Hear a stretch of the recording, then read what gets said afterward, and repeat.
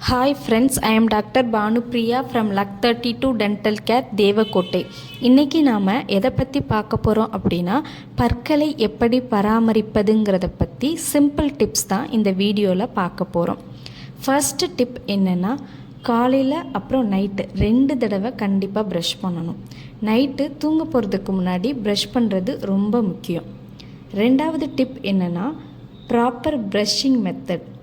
ப்ராப்பராக எப்படி ப்ரஷ் பண்ணுறதுங்கிறத பற்றி நம்ம சேனலில் ஏற்கனவே வீடியோ போட்டிருக்கேன், பார்க்காதவங்க பார்த்து தெரிஞ்சுக்கோங்க.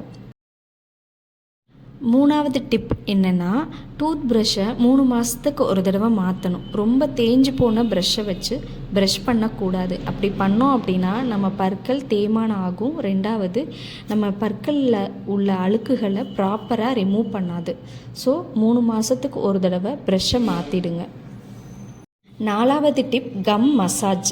டெய்லி ப்ரஷ் பண்ணதுக்கப்புறம் நம்மளோட விரல் வச்சு ஈறுகளில் சர்க்குலர் மோஷனில் மசாஜ் பண்ணோம் அப்படின்னா நம்மளோட ஈறுகள் ஆரோக்கியமாக இருக்கும். அஞ்சாவது டிப் என்னென்னா, எது சாப்பிட்டாலும் உடனே வாய் கொப்பளிக்கணும். டீ, காஃபி, ஸ்நாக்ஸ், சாப்பாடு எது சாப்பிட்டாலும் உடனே மவுத் வாஷ் பண்ணிக்கோங்க. நார்மல் தண்ணி வச்சு மவுத் வாஷ் பண்ணாலே போதும்.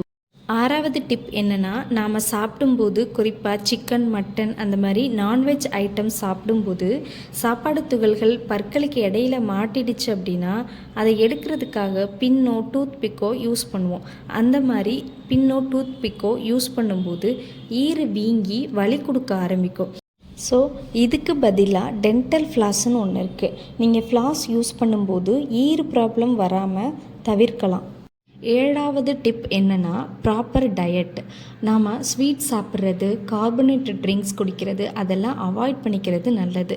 சப்போஸ் ஸ்வீட் சாப்பிட்டீங்க அப்படின்னா உடனே நல்ல வாய் கொப்பளிச்சிடுங்க.